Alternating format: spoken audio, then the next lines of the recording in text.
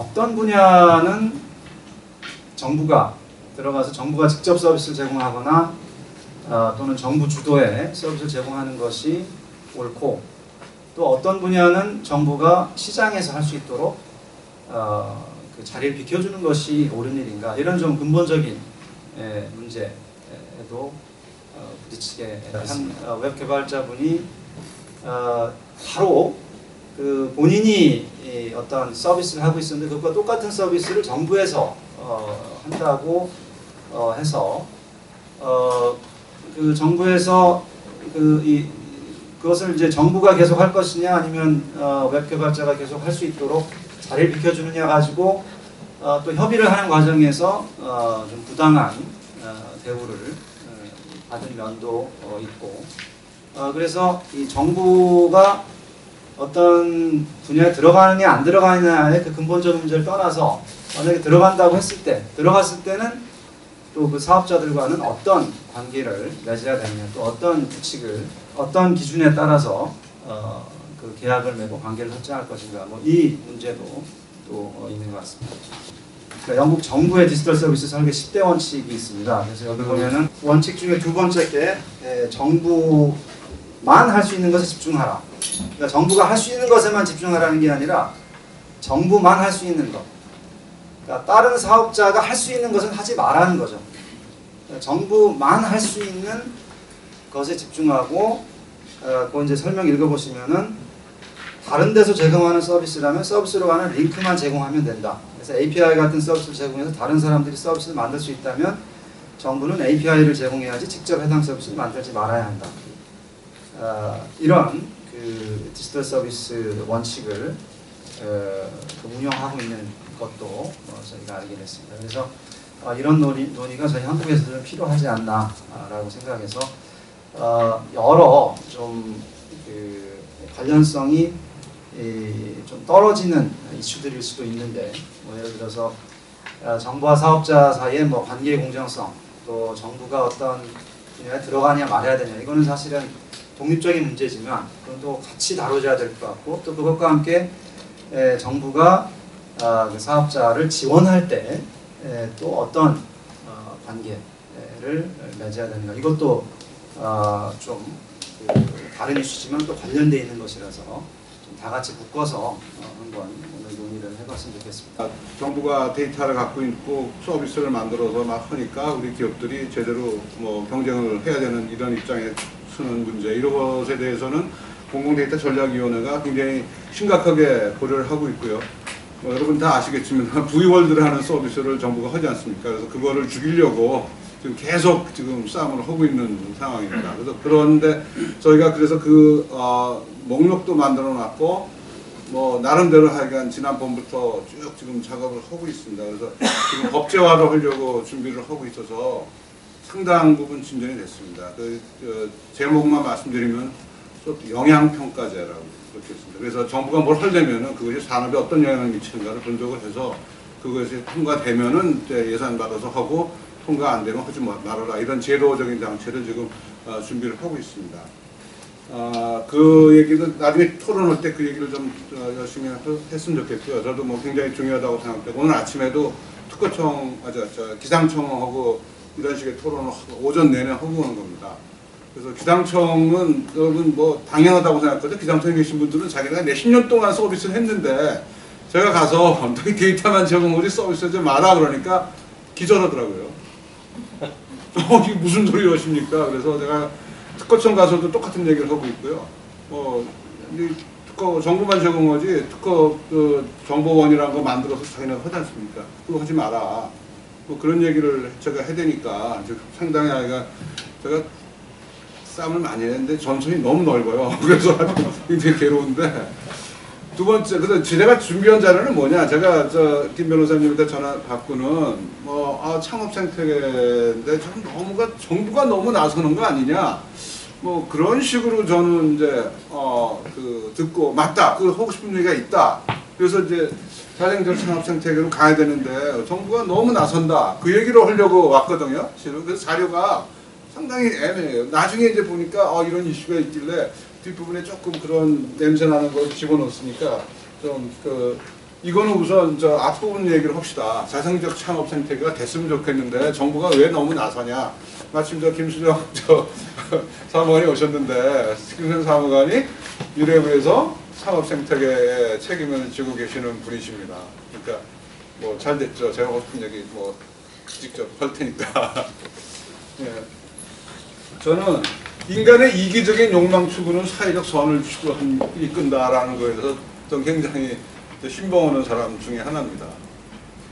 그러니까 이익을 위해서 열심히 해라. 근데 그것이 꼭 사회에 악이 되는 거야. 잘만 하면은 시스템이 잘만 돼 있으면 선을 이끄는 거다라고 생각하고요. 뭐 이게 뭐 자본주의 이론의 토대라 그러고 뭐 시장 경제의 뭐 아주 기본적인 전제라고 생각한다고 합니다. 그러니까 많은 저렇게 해야 되는데 나는 이익을 추구하지 않는데 그냥 나는 너를 위해서 뭐 일을 할래 라고 나서는 거는 뭔가 좀 가식이 있는 게 아닌가 이런 생각을 하게 되겠죠. 그래서 지금 요즘에 이제 나오는 뭐 이슈들인데 자본주의가 그러니까 문제 있다고들 얘기를 많이 하지 않습니까? 뭐 자본이 벌어주는 이익은 굉장히 빨리 성장하는데 뭐 그 노동으로 버는 소득은 잘 안 느는 거죠. 그걸 우리나라도 보세요. 뭐 증권 투자해서 돈 번 건 세금도 안 걷는데 딱 빠지게 노동해서 버는 이 소득은 굉장히 뭐 소득세 뒤 때리는 이런 식의 상황으로 돼 있다. 그래서 뭐 잘못된 거 아니냐 이런 얘기들을 많이 하고 뭐 피케티 교수가 뭐 어쩌고 피케티 교수가 어쩌고 이런 얘기를 많이 합니다. 그래서 약간 자본주의 뭐 문제에 대해서 많은 분들이 느끼고 계세요. 특히 이제 양극화 현상이 심해지고 막 이러다 보니까 이거 어떻게 되는가 고민들을 많이 하는데 그 중에 하나 나온 얘기가 이런 얘기가 있어요. 지금까지는 모든 걸 돈으로 따졌는데 그 자본주의의 성과 같은 거를 돈이 아니라 우리들은 사는 솔루션으로 보자라는 겁니다. 솔루션. 이거 뭐라고 해석해야 될지 모르겠어요. 영어에 솔루션이라고 돼 있고 우리들은 대부분 우리 컴퓨터 하는 사람들은 대부분 압니다. 솔루션 그러면 뭔지 아는데 일반 사람들한테 이 솔루션은 뭐라고 소개될지 잘 모르겠는데 그러니까 인류 문제에 대한 어떤 문제점에 대한 솔루션의 양적 질적 성장을 자본주의가 이끌어줬다 이렇게 이제 해석을 하자는 거죠. 돈이 아니라 돈으로 보지 말고 그러고 뭐 이런 식의 이제 시장은 뭐냐 그러면은 시장이 뭐 전통적인 시장의 의미는 거기에 뭐 가격 같은 게 뭐 형성이 되죠. 가장 옵티멀한 가격이 형성되는 장소가 시장이다 이렇죠. 뭐 공급 한 가격이 있고 뭐 소비자 가격이 있고 어쩌고저쩌고 그것이 이큐블리움이 되는 뭐 그런 식의 얘기를 많이 하는데 그런 게 아니라 시장의 의미를 우리의 삶을 개선하는 여러 가지 솔루션 그런 것들이 시장에서 테스팅이 되고 그 다음에 그것이 좀 성공한 것은 보상을 받을 수 있는 그런 것이다라고 해석을 하자 이렇게 얘기들을 하고 있습니다. 아주 좋은 전 해석이라고 생각되고 제가 이거에 대해서 더 열심히 좀 홍보를 하고 그래야 되겠다고 생각하는 이유는 이렇게 자본주의를 해석을 하고 나면은 자본주의를 가장 풍요롭게 하는 그런 직업군이 누구냐? 기술자라고 생각해요. 저는. 기술자들이죠. 특히 이제 소프트웨어 기술자들이 자본주의를 굉장히 풍요롭게 하는 사람들이다. 이런 식의 주장을 할 수 있을 거라고 생각해서 이런 얘기를 좀 합니다. 그래서 이제 본격적으로 창업 얘기를 하겠으면 좋겠는데 창업을 왜 하나 또 뭐 취업 못해서 한다 뭐 이런 글쎄요 그건 좀 너무 비참하죠. 그리고 돈 벌려고 한다 뭐 상당히 맞는 얘기다. 돈을 벌어보고 싶어서 창업들을 꿈을 꿉니다. 근데 잘 안 돼서 그렇죠. 근데 좀 고상하게 얘기하면 세상 문제를 풀어서 인류에게 행복을 주려고 한다 이런 식의 얘기도 합니다. 이거 성공한 사람들은 이렇게 얘기해요. 막상 하는 사람은 이런 얘기가 못하죠. 성공하고 나면 이제 내가 뭐 돈 벌려고 그런 게 아니고 뭐 어쩌다 보니까 돈도 들어오네요. 뭐 이런 식의 얘기들을 많이 하죠.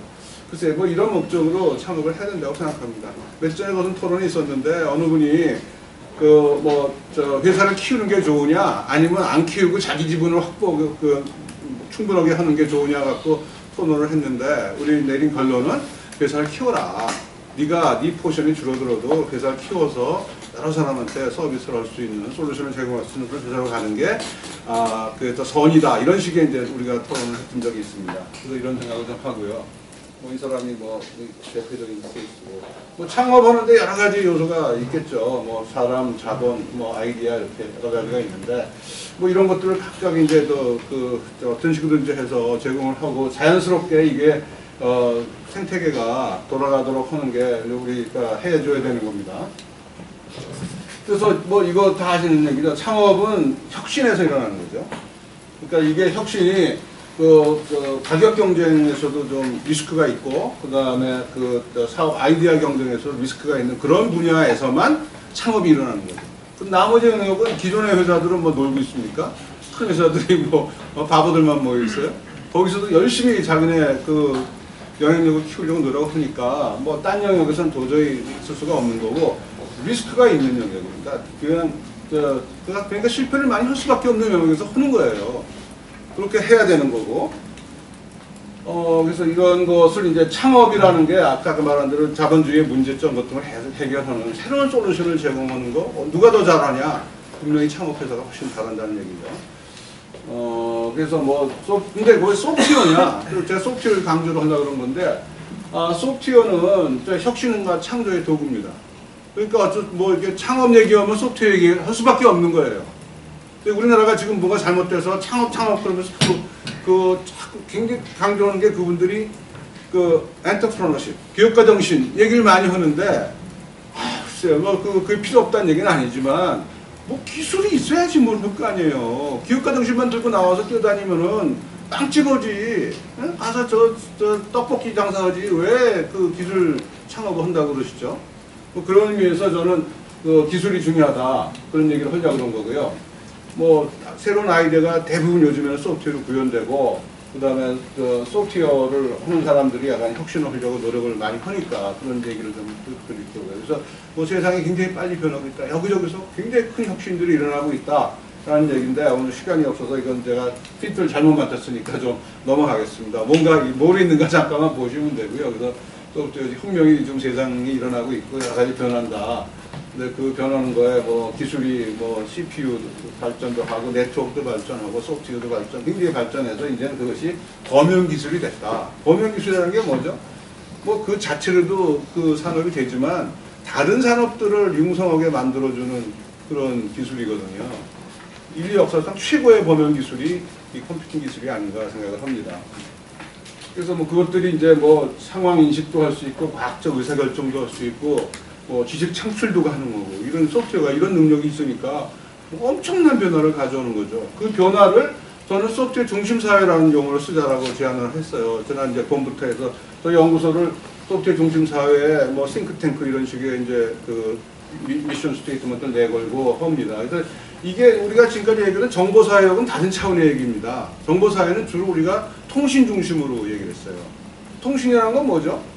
멀리 있는 정보, 많은 정보가 순간에 나의 옆에 온다라는 것을 강조한 거고, 소프트웨어 중심 사회는 생각하는 과정을 자동화했다는 걸 강조하는 겁니다. 그죠? 그러니까 상당히 다르죠. 그러니까 우리 산업혁명 시대에 육체노동을 대신해주는 기계들을 발명했던 거 마찬가지로 이제는 우리 정신노동을 대신해주는 그런 기계들을 지금 만들어가고 있다. 그런 기술들을 갖고 가고 있다. 이렇게 좀 강조하려고 그렇고요. 그래서 중심사회는 모든 산업에서 기반 기술이 소프트웨어가 돼가고 있다. 자세한 얘기는 안 드리겠습니다. 그래서 보세요. 영화 산업 완전히 컴퓨터 그래픽스 산업이 돼버렸고요. 그 다음에 자동차도 이제 완전히 그냥 소프트웨어 산업이 돼버렸고, 금융 산업도 핀테크 그래가지고 얼마나 다 소프트웨어 산업이 돼버렸습니까? 그 다음에 여기저기 다 있다 이런 얘기 하는 거고요. 그 다음에 데이터 분석으로 해서 과학적 의사결정하는 그런 시스템 일상화가 돼가고 있습니다. 모든 사람이 참여해서 데이터를 제공해주고 그 데이터에 통합된 어떤 정보 같은 거를 공유하는 이런 식의 사회로 좀 변해가고 있다라고 말씀드리고요. 그 다음에 작은 아이디어가 큰 사업으로 간다. 이게 창업 얘기죠. 빈방 빌려주자 이런 작은 아이디어가 좀 했더니 그냥 엄청난 지금 100억 불 수준의 회사가 돼버렸어요. 에어비앤비 얘기하는 겁니다. 그렇죠. 우리나라에서도 배달의 민족 얼마나 음식 시킬 때 찌라시로 하던 거 스마트폰으로 주문하고 결제가 거기서 일어나고 위치도 볼 수 있고 몇 가지 기능을 누리니까 회사가 금방 크는 거 아니겠습니까? 이런 식의 작은 아이디어가 갈 수 있다는 거를 그런 게 이제 소프트웨어 중심사회라고 말씀드릴 수 있고, 그 다음에 그러다 보니까 그런 회사들이 굉장히 빨리 성장하는 거예요. 외국의 유명한 저기 있는 이름들 이제 익숙해지셨죠? 다 창업해서 큰 회사들이에요. 뭐 구글만 하더라도 15년밖에 안 되는 회사입니다. 우리 네이버도 보니까 이게 지금 어제 몇 주에 보니까 이거 세대 있잖아요. 이게 6위에 6위 시가총액이. 이게 SDS가 들어와 버렸어. 이놈 회사가 이거 하는 거 아무도 없는데 여기 가서 떨렁 4등이 돼 버렸더라고요. 이거 땄잖아 이거. 이거 빼고 나면 5등이에요. 그런 식으로 크는 거다. 뭐 외국도 마찬가지다. 알리바바 상장하자마자 삼성전자보다 더 큰 회사예요. 이런 식으로 회사가 된다. 일자리도 많다. 할 일이 너무 많죠. 좋은 일자리도 많고 그렇고. 외국에서는 진짜 소프트웨어 인기 있거든요. 이게 하버드 대학의 CSO, 인트로덕션 투 컴퓨터 사이언스 과목이에요. 820명이더래요 이번 학기에. 그리고 얘 73%가 컴퓨터 한 번도 안 해본 사람들이에요. 그 사람 데려다가 한 학기 가르쳐서 이렇게 창업 우리 여기 부는 것처럼 이런 식의 데모데이를 하면서 자기 만든 소프트웨어를 자랑하는 이런 식의 행사도 한다고 합니다. 그래서 이런 식의 분위기를 우리는 어떻게 좀 갖고 와야 되는가 제가 고민하고 있는 거고요. 초중고등학생부터 이제 코딩을 열심히 하고 있고, 최근에는 시카고의 시장이 시카고에서 졸업하려면 컴퓨터 교육 안 오면 졸업 못한다. 그러고 그런 식으로 선언을 해버렸습니다. 이런 식으로 큰 변화가 있다라는 말씀드리고. 어두운 그리면은 일자리가 없어져요.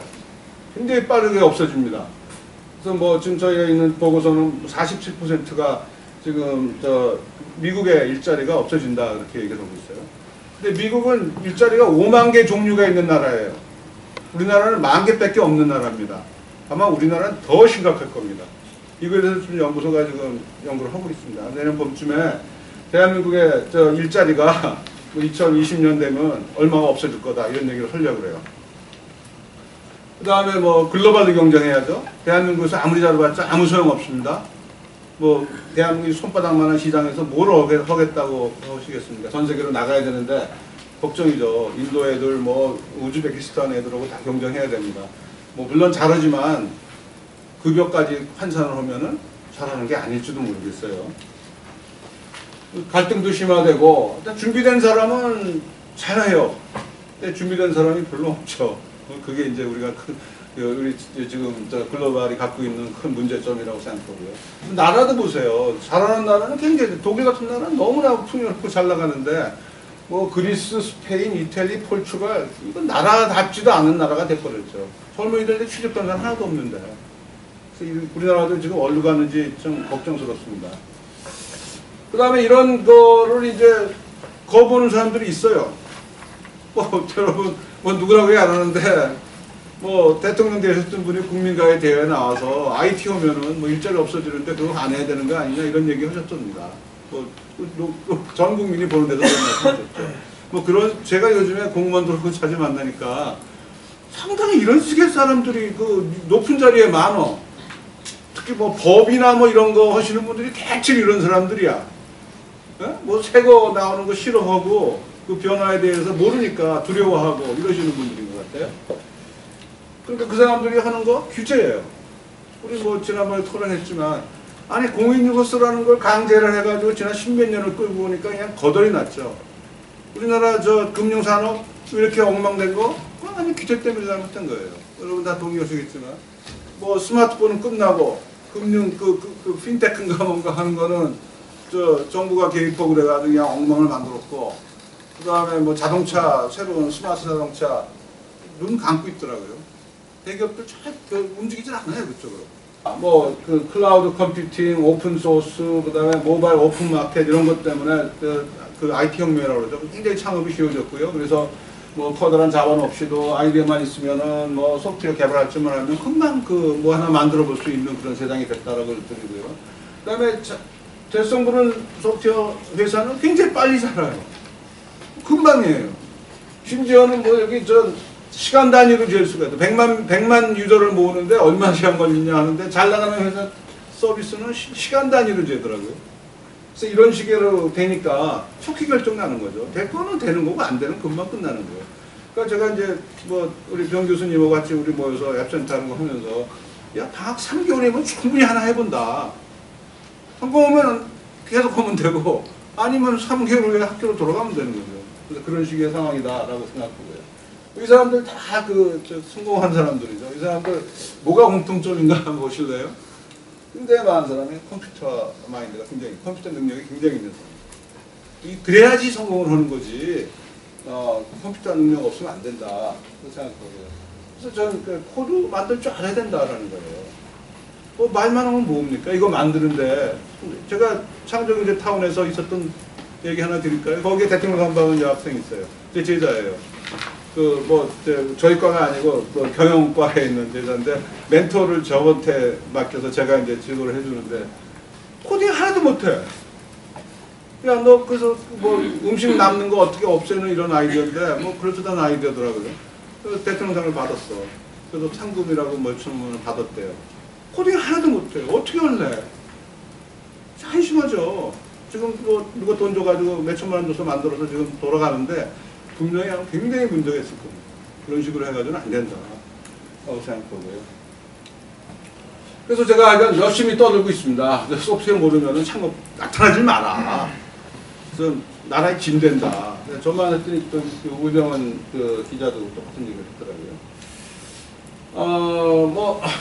우리나라 애들이 얼마나 잘하는지 저희 앱센터에서 행사를 할 때 여기서도 몇 번 행사를 했는데 이제 다들 창업펀드가 우르르 몰리는 거예요. 그래서 데려다가 시험을 봤어요. 코딩 시험을 봤습니다.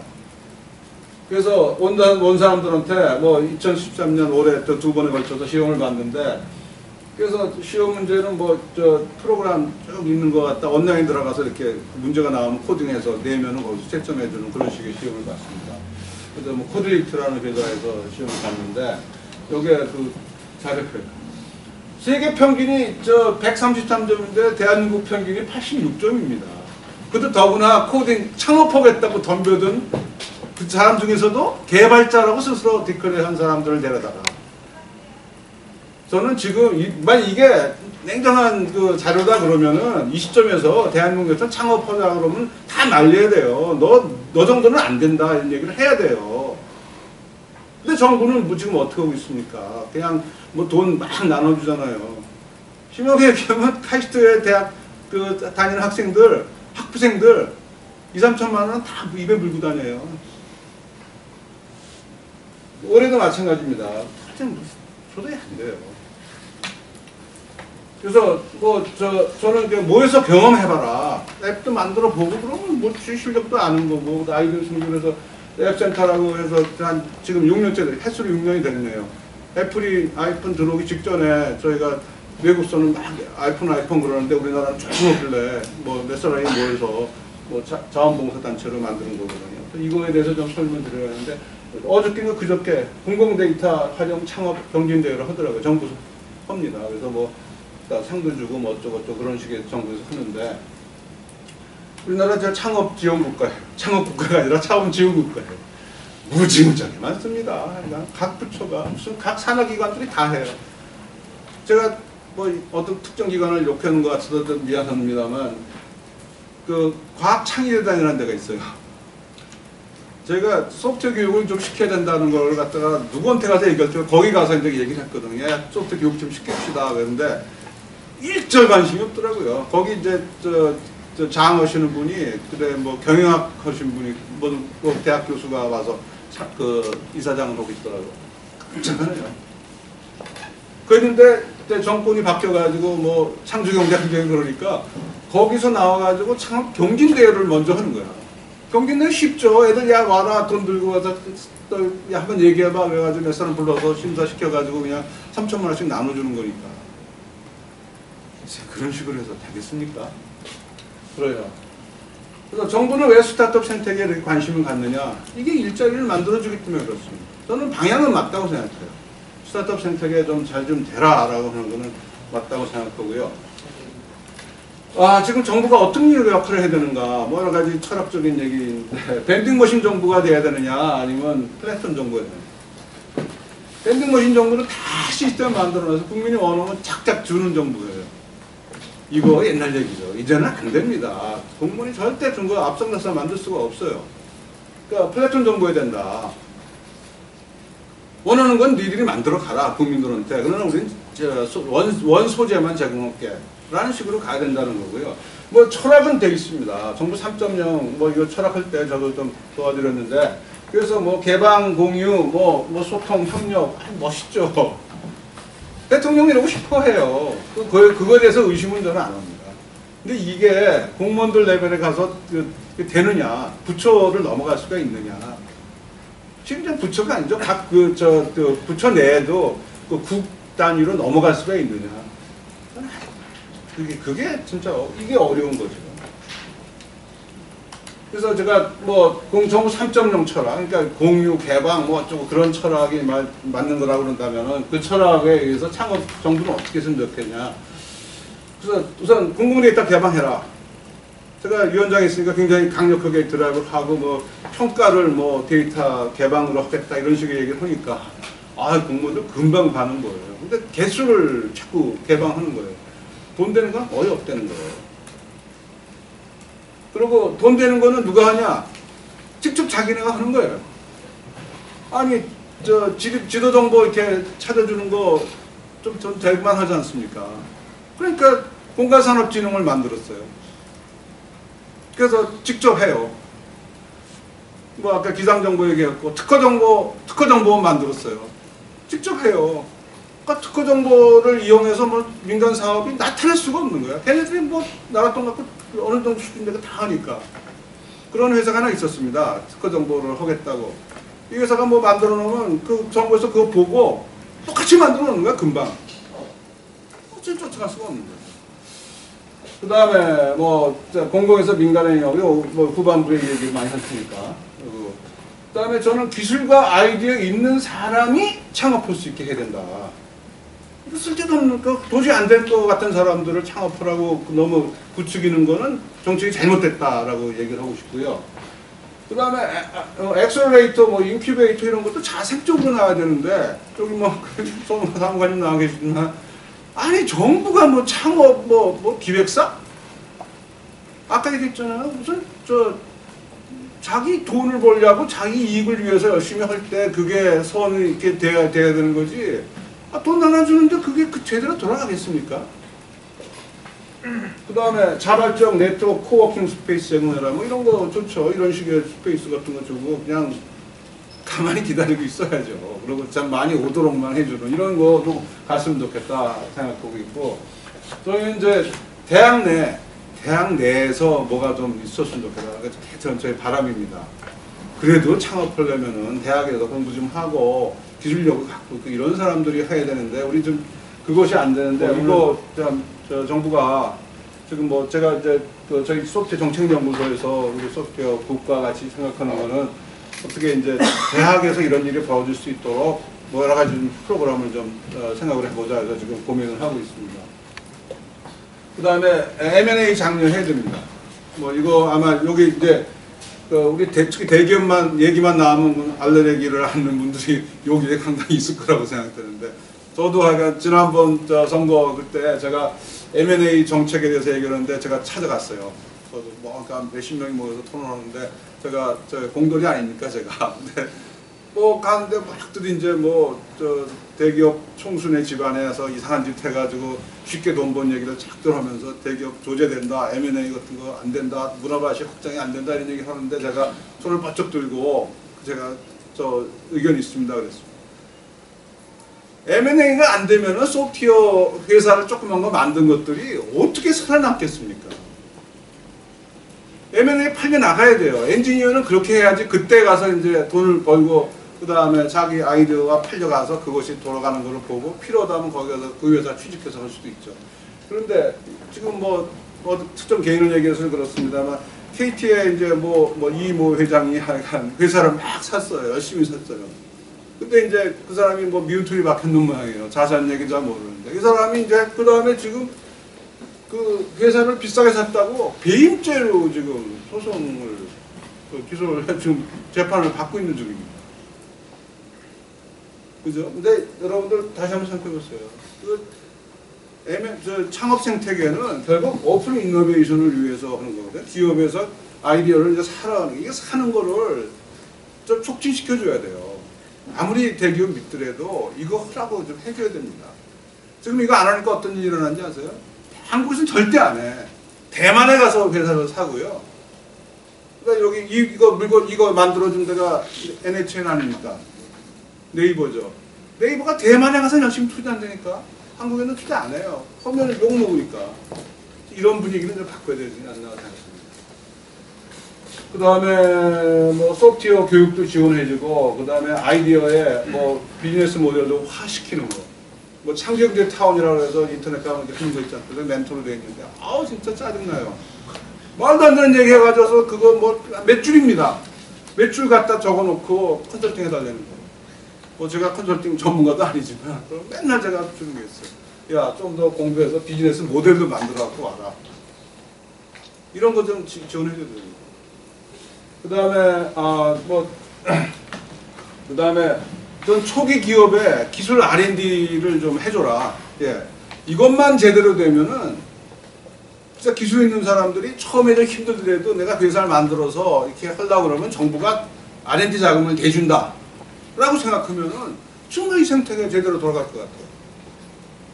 그러니까 근데 이거 지금 우리나라 R&D 체제가 이 초기 기업에 돈 대주는 걸 굉장히 불안해하고 있습니다.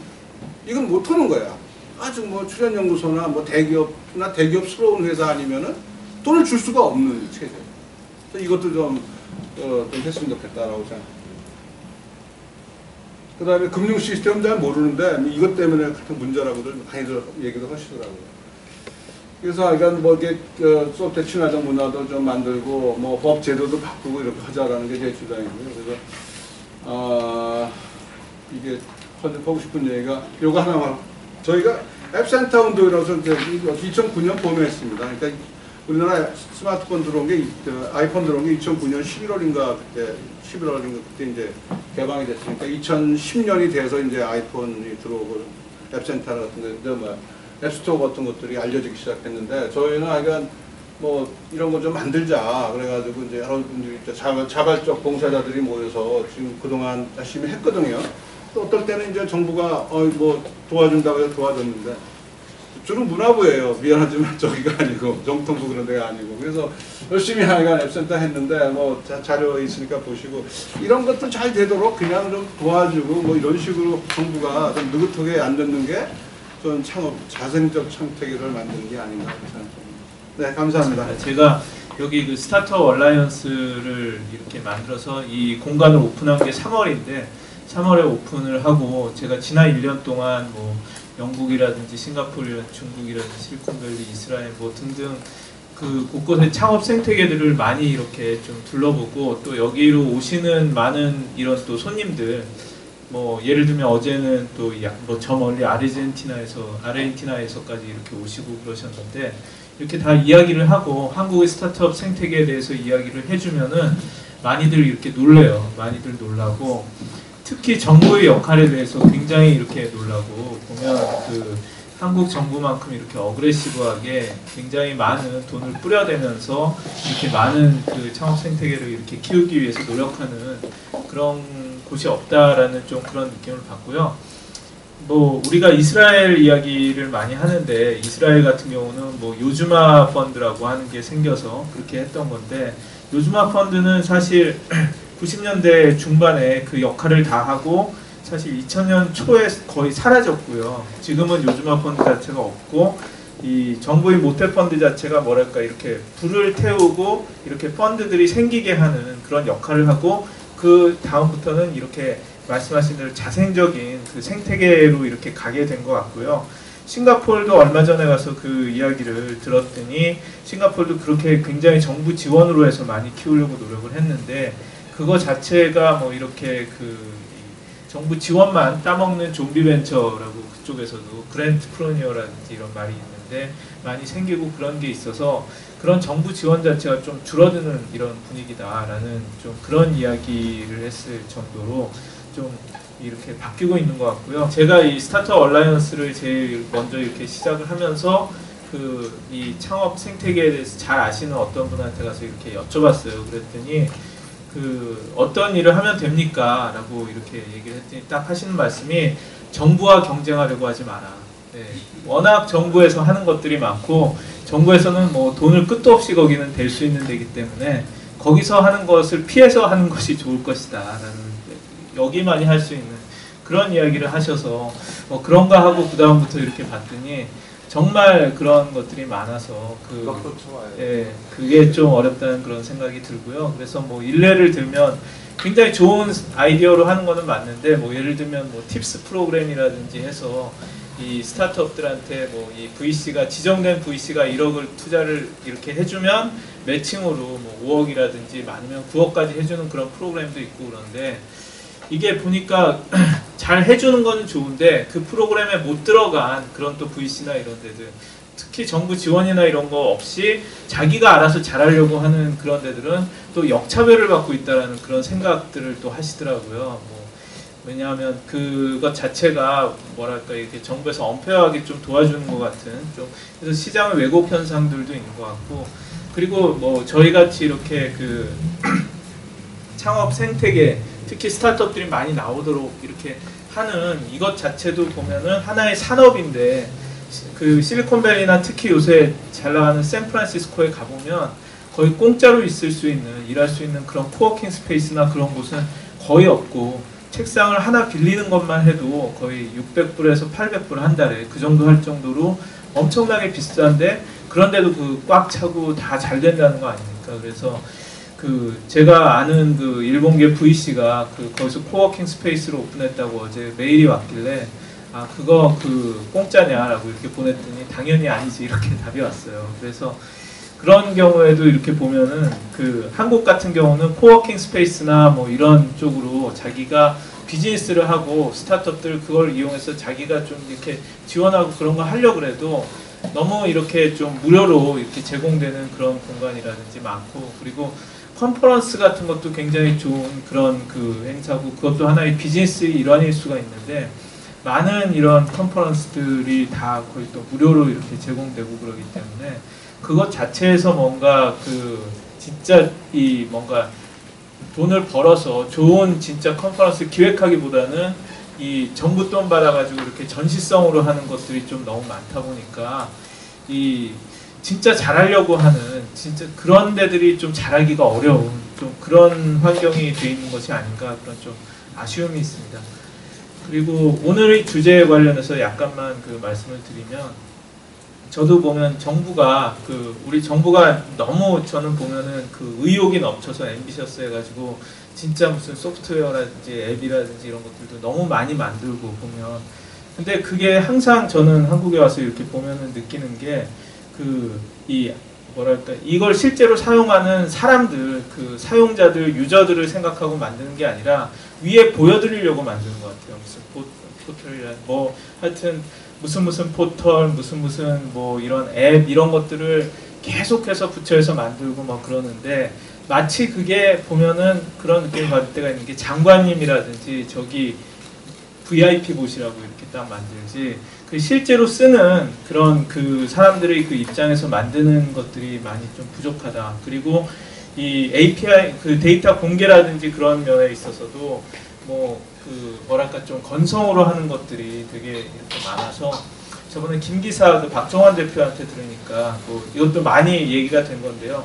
도로 교통 표지판 정보 같은 게 이렇게 필요한데 그게 사실은 웹에다 공개되어 있는 것인데 그걸 그 열어주지 않아서 그 달라고 그랬더니 그 이게 뭐 다 공개되어 있는 건데 지자체들이 동의 안 해줄 수 있다라고 그걸 열어주지 않아서 할 수 없이 그걸 민원을 넣어가지고 그렇게 해가지고 받았는데 이걸 가져다 쓰기 이렇게 쉽지 않은 그런 데이터 포맷으로 되어 있어서 그걸 좀 빼달라고 했더니 당신들이 알아서 이렇게 가져가시오라고 해서 그냥 그 비용 들여가지고 그렇게 빼갔다라는 그런 거와 아까 말씀하신 대로 쓸만한 공공 데이터는 다 그 오픈 API로 제공을 하기는 하는데 뭐 일일 트래픽 건수 제한이 있다든지 유료로 사용을 해야 된다든지 뭐 이런 문제들이 있어서 많이 좀 어려움이 있다라는 그런 이야기를 들었고요.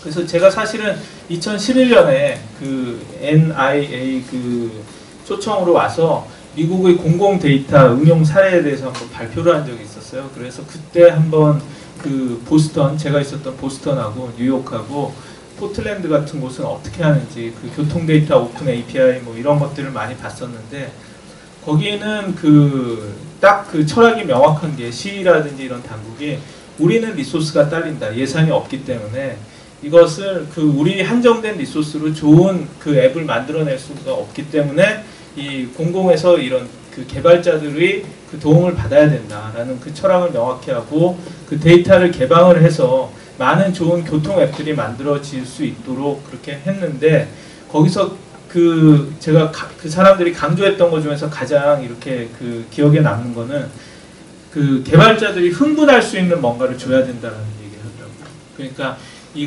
이 데이터를 줄 때 뭔가 확실히 사람들이 그 개발자들이 이걸 갖고 뭘 만들어낼 수 있고 이 쓰기 편하도록 하는 거에 가장 큰 그 주안점을 가지고 그걸 공개한다는 얘기를 해서 그렇기 때문에 그걸 공개했을 때 불과 몇 시간 만에 뭐 어떤 앱이 나오고 공개한 지 그냥 그 며칠 지나니까 뭐 수십 개가 나오고 뭐 이런 일들이 생기는 게 그런 식으로 그 유저 오리엔티드 그 개발자 중심으로 만드는 그런 사고를 하기 때문에 그런 것 같았습니다.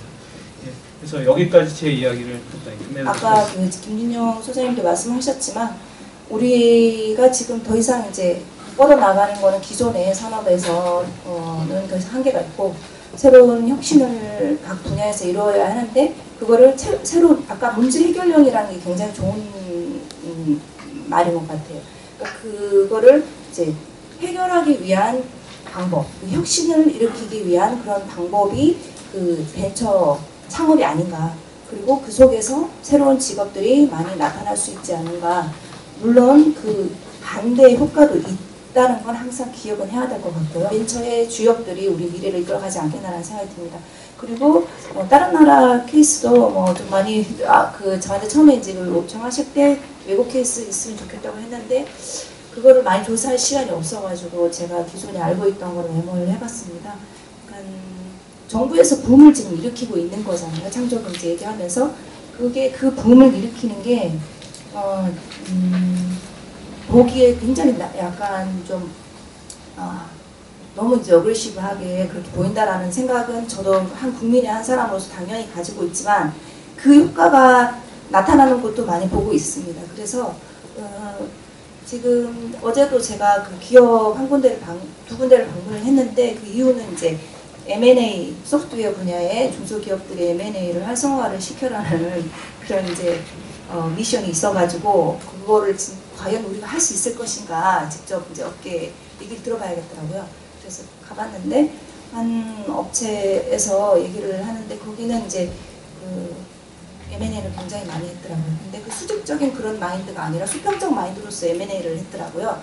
그래서 지금 뭐 몇십 개 이렇게 얘기하면 대충 짐작하실 수도 있는데 거기서 모바일 앱 쪽으로 이제 그 유사성이 있는 그런 업체들을 갖다가 이렇게 통합을 가면서 자기들의 그런 마케팅 노하우 같은 거를 전수해주고 서로 이제 각자의 그 독립적인 그런 비즈니스를 유지하고 있는데 거기에서 이제 B2B를 많이 신경을 쓰고 있더라고요 지금. 그래서 지금 B2B 같은 경우에는 바로 이제 기존 산업이나 서비스 영역에 있던 것을 좀 더 이제 좀 고도화시키는 그런 역할을 할 수가 있고.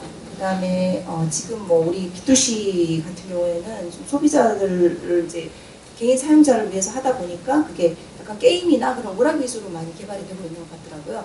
근데 이제 조금 좀 문제 해결력이라든가 좀 유용한 그런 뭐 유틸리티가 되기 위해서는 좀 B2B라는 방향이 맞는 것 같고요. 그렇게 얘기를 하다가 공공 영역 그다음에 그 병원이라든가 학교 뭐 이런 이제 그 기관에 거기에서 이제 활용할 수 있는 그런 앱들에 대한 이제 니즈가 많을 것 같다고 하고요. 근데 이제 정부에서는 이거를 데이터를 어떻게 활용해야 할지 그런 생각을 하는 게 한계가 있고 또 민간에서도 당연히 이제 그거를 어떻게 어떤 걸 갖고 있는지 모르기 때문에 서로 간의 대화가 많이 필요한 것 같더라고요. 아까 또 말씀하신 것 중에 나온 얘기 중에 하나가 정부에서 데이터를 요구했더니 쓸만한 자료는 없더라라고 얘기를 했는데 그 기업에서 뭐라고 얘기했냐면 정부가 그걸 어떻게 아냐고 하면서 우리가 정부하고 대화를 하면서 이런 자료들이 이렇게 흩어져 있으니까 이거를 체계적으로 모을 수 있는 방법이 이 툴을 통해서 할 수가 있고 그래서 우리가 같이 이거를 쓸만한 앱으로 만들어내자라고 하면서 만들어낸다고 하더라고요.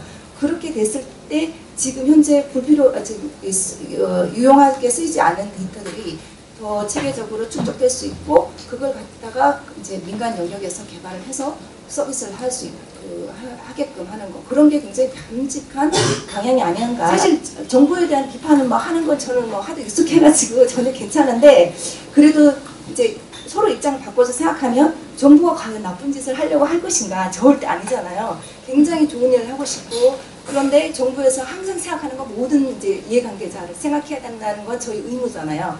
특히 약자는 더 생각해야 되고, 그러다 보면 재미없는 거예요. 정책이 항상 이 야마가 없어지는 거예요. 그 많은 사람들을 생각하다 보니까.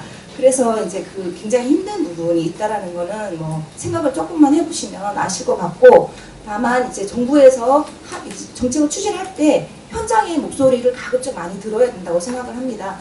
그래야지 한번 뭐 모든 이해관계자 얘기를 들을 수는 없지만 그 좀 주요 부분에 있는 메인 플레이어들의 얘기를 딱 목소리를 들어보면, 아, 우리가 이 정책을 만들 때 이 부분은 해야 되고, 이거는 좀 욕을 먹을 수도 있지만 해야 되는구나라는 거를 이제 끄집어낼 수 있다고 생각을 해요. 제가 얼마 전에 사실은 앱 생태계 활성화를 하라고 해가지고, 활성화에 대한 고민을 하고 있다고 해가지고 굉장히 어려운 숙제였는데 조금 고민을 해봤었어요. 그래서 그거는 이제 저희가 고민을 할 수준의 내용이고 그냥 이제 타이틀만 빼갖고 왔는데, 거기에만 보셔도 저희가 얼마나 생각할 때 각 분야를 짚어야 되는지를 느낄 수 있을 거예요. 그러니까 뭐 하나 활성화해라 이러면 그것만 딱 하면 되면 저희도 너무 쉽거든요. 그게 아니라 그거를 했을 때 어떤 효과가 있는지부터 분석을 하고, 그 다음에 지금 현재 트렌드가 이거를 어떻게 해야 되는지에 대한 파악을 해야 되고,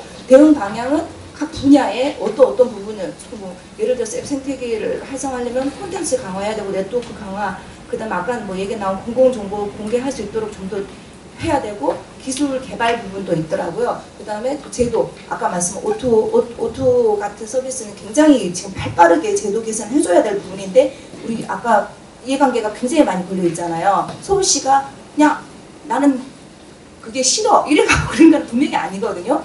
그 반대 목소리, 그거를 생각해야 되고, 기존에 이제 그 밥 먹고 살던 그런 분들에 대한 입장도 고려해야 되기 때문에 쉽게 못하는 건데, 다만 우리나라가 좀 늦다라는 거, 그거는 저희 국장님도 항상 강조를 하셨고, 제가 이 보고서를 쓰는 과정에서도 그 인스티튜트 케이스죠. 거기에서 이제 민간에서 잘 했었는데 정부에서 그거를 치고 이렇게 제가 그 기사를 읽었어요. 읽어보니까 그 기사만으로는 굉장히 정부가 무능하고 참 한심하고, 그거를 윗사람한테 갖다가 이렇게 하기 위해서 자기가 계속 이걸 요구를 했더라고요. 그거는 어쨌든 당한 사람의 입장에서 얘기를 들어본 건데, 그런 케이스는 절대 일어나지 않게 하라고 몇 번을 강조하셔갖고, 저희가 이제 제가 기타에 넣어놓은 게 그런 이제 문제들을 지속적으로 모니터링을 해가지고, 저희가 이제 민간 합동으로 운영하고 있는 TF에 상정을 해서 그런 부분은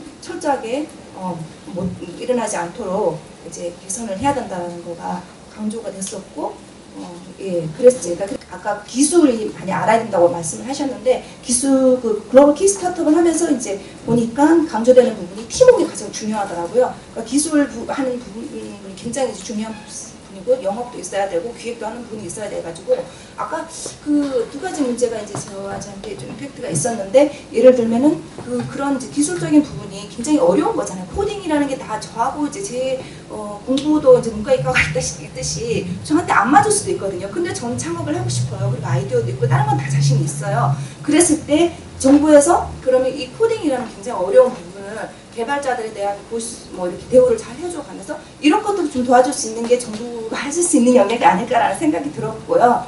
또 하나는 아까 그 창업 프로그램 너무 많잖아요. 너무 많은데 그거 갖고 또 나는 그럼 저렇게 많은 것 중에 나는 하나도 뭐 할 게 없나 이런 생각도 할 수가 있겠더라고요. 근데 금방 생각났던 게 내년도 사업 중에 하나가 이런 이제 창업이라든가 창조경제하고 관련된 지원 사업 이런 것들을 한 군데서 뭐라고 하더라? 게이트웨이 뭐 이렇게 얘기해야 될 것 같은데, 그런 거를 이제 안내해주는 그 포털 서비스를 하려고 지금 하나 신청을 해놨고 예산이 좀 확보가 된 것 같더라고요. 그래서 그런 것들도 하나의 대안은 될 수 있지 않나 그런 생각이 들어서, 서로 저는 오늘의 여기 제가 참석을 한 메인 주요한 이유도 사실은 많은 얘기를 듣고 싶었어요. 그리고 항상 같이 얘기하면서 가장 좋은 이제 우리나라가 정말로 세계에서 가장 좋은 창업 생태계를 만들 수 있었으면 좋겠습니다. 그 정부 중앙 행정기관의 모바일 어플리케이션 누구를 위해 만드나라는 보고서를 작성할 때 저희 목적은 사실 그 정부가 얼마나 앱 개발의 붐을 일으키면서 예산 낭비를 하고 있나에 좀 집중을 했었던 거거든요. 올해 상반기 5월달까지만 해도 한 310개 정도의 공공 앱이라고 부를 수 있는 정부 부처에서 만드는 거. 그리고 정부 중앙 이제 산하기관들, 뭐 공공기관들 빼고요, 지자체 빼고 부처가 만든 앱만 310개였습니다. 그 310개 중에서 얼마나 많은 앱들이 잘 활용이 되고 있는지에 대해서 좀 고민을 해봤고, 실제로 제 핸드폰을 한번 뒤져봤거든요. 정부 부처에서 만든 앱 제 핸드폰에 2개 있었습니다. 국가법령정보 앱하고 선거정보 앱이었는데 이거 다 제 정책 일 때문에 만든 거고, 제가 일반인이었으면 어떤 부처 앱을 가지고 있었을까 고민을 해봤습니다. 별로 없었을 것 같다는 생각이 들었습니다. 제가 앱을 다 다운을 받아서 310개를 다 다운받아서 제가 실행을 다 해봤었는데 별로 활용도가 높지 않다고 솔직하게 말씀을 드릴게요. 그런 부분들까지 감안을 해서 부처까지 나서서 앱 개발에 뛰어들어야 되느냐. 제가 좀 조사한 바에 따르면 공공 앱 개발에 지금 한 267억 정도가 투입이 됐었습니다. 이것도 2014년도 상반기 정보공개를 통해서 제가 받은 자료인데요. 267억의 가치를 했느냐. 일단은 이제 다운로드만 한번 보자면, 제가 안드로이드 OS 그 스마트폰에 다운받을 수 있는 그것만 좀 조사를 해봤었는데, 그때 다운로드 실적이 100회 미만이 5개였고요. 대부분이 10,000건 정도 또 다운로드 실적이 안 되는 앱이 56% 정도였습니다. 그러니까 절반은 10,000명도 다운을 안 받는다는 얘기고요. 그 어느 조사를 보니까 다운을 받고 나서 이제 제일 중요한 거는 지속성이 제일 중요하고 활용도가 제일 중요한데, 안드로이드 같은 경우에는 20에서 25% 정도만 앱을 계속 사용을 하고 나머지는 삭제한다고 하더라고요, 사용자들이. 그렇게 따지면 지금 현재 이용되는 앱이 얼마나 될까 비관적이라는 생각이 좀 들었습니다. 이렇게 되는 이유가 뭘까 라고 좀 생각을 해봤는데, 첫 번째는 이제 뭐 모바일 앱 시장을 이제 개발하기 시작한 정부가 앱에 대한 이해가 좀 좋겠던 거 아니냐 처음에 그런 생각이 좀 들었고, 두 번째는 이제 공공정보 활용성을 하는 데 있어서 좀 부족하지 않느냐는 생각을 좀 했습니다. 이제 제가 가장 많이 앱을 개발한 3개 부처를 가지고 그게 한 70개 정도 앱이었는데 그거를 다 제가 이제 봤습니다. 그래서 성격을 좀 조사를 해봤더니 단순 기관 홍보가 7개, 10% 정도 되고, 일반 정보 제공이 39개, 공공정보 및 서비스 제공용이 18개 정도였고, 나머지 분류가 불가한 것도 있었습니다. 단순 정보랑 일반 정보가 합쳐서 65% 정도가 되는 거죠. 근데 이거는 민간에서도 다 할 수 있는 내용이라고 저는 좀 생각을 하는데, 굳이 정부가 나서지 않아도 민간 공공 데이터만 잘 오픈이 되어 있다면, 활용할 수 있도록 배려를 해주고 시장만 만들어준다면 민간에서 충분히 받아서 쓸 수 있는 자료가 아니었느냐라는 생각을 조금 했습니다. 정부기관보다 민간이 나섰을 때, 예를 들면 실제로 제가 쓰고 있던 앱이었는데 여성 생리 달력이라는 게 있습니다. 이건 민간이 만든 거고요. 알고 보니까 여성가족부에서도 만들었더라고요. 숙녀 다이어리라는 게 있었는데, 보시면 아시겠지만 다운로드 건수가 거의 1000배 차이가 나죠. 전 있는지도 몰랐거든요. 홍보의 문제라기보다는 여성 생리 달력하고 소프트웨어적인 부분에서 뭐 UI 뭐 이런 거 다 제하고도 실제로 사용했을 때 얼만큼 나한테, 그리고 이제 제가 그 정부 정부의 앱을 보면서 좀 들었던 생각이 굉장히 1차원적인 정보가 많아요. 근데 이제 사용자들은 1차원적인 정보를 원하는 게 아니라 3차원, 4차원적인 정보를 원하거든요. 예를 들면 기상청 날씨는 네이버 앱에서도 제공을 해주고 구글에서도 제공을 해주거든요. 그럼 따로 기상청 앱을 받을 필요가 없다는 거죠. 그럼 기상청은 뭘 해야 되느냐? 그 날씨 정보를 공개를 하고 오픈을 해주고 날씨 정보와 연계될 수 있는 다른 어떤 정보와 함께 다른 소스를 만들 수 있도록 그 기반을 마련해줄 필요가 있다고 좀 생각을 하거든요. 그러니까 이제 더 이상 정부가 뭐 제발 경진대회 뭐 이런 거 안 했으면 좋겠어요. 경진대회 뭐 이제 그 뭐죠 장학금 사업 뭐 이런 거 그런 거 안 하셔도 될 것 같아요. 그냥 데이터만 해주면 알아서 민간이 돌아가지 않을까 라는 좀 생각을 합니다. 처음부터 좀 꼼꼼하게 볼 필요가 있다고 생각을 하고 그리고 좀 공공데이터 오픈에 대해서 좀 얘기가 많이 나오는데 공공데이터의 오픈에 있어서 좀 적극성을 가지셨으면 좋겠다는 생각이 들어요. 그러니까 제가 그 이제 정부 3.0의 한 부분이 정보 공개가 있는데 저희 단체에서 제일 많이 하고 있는 그 정보 공개 사이트에 들어가서 정보 공개 청구를 하고 이렇게 받는 거가 있고 물론 이제 공공 데이터를 받지만 공공 데이터 포털에 들어가서 이제 보면 쓸 수 있는 쓸만한 정보가 별로 없어요. 그냥 되게 일반적인 정보. 예를 들면 어떤 게 올라와 있냐면 보도자료 이런 거 올라와 있어요. 이런 거 다 알거든요. 홈페이지 다 공개되거든요. 따로 공개 안 해도 된단 말이죠. 근데 이제 그런 것들이 실적으로 이렇게 올라가는 거죠. 그러면 이제 그거 말고 가공대 이렇게 A 말고요. A 다시를 좀 주세요라고 정보 공개 청구를 하면 이게 약간 기관한테 좀 약간 우리가 욕을 먹을 수 있을 것 같아? 라고 생각이 들면 비공개하시더라고요. 그런 경우는 굉장히 많고 공개해달라고 했는데 사용할 수 없도록 주시는 경우도 되게 많았어요. 좀 적극성을 띄워주시면 좋겠다 라는 생각이 들고 제일 중요한 건 박근혜 정부에서 3.0 하면서 이제 민간에 대한 공공정보 공개 확대와 공공데이터 민간 활성화, 협치를 강화하자는 10대 추진 과제를 지정하셨는데 이거 말로만 하시지 마시고 적극성을 띄어서 하셨으면 좋겠습니다.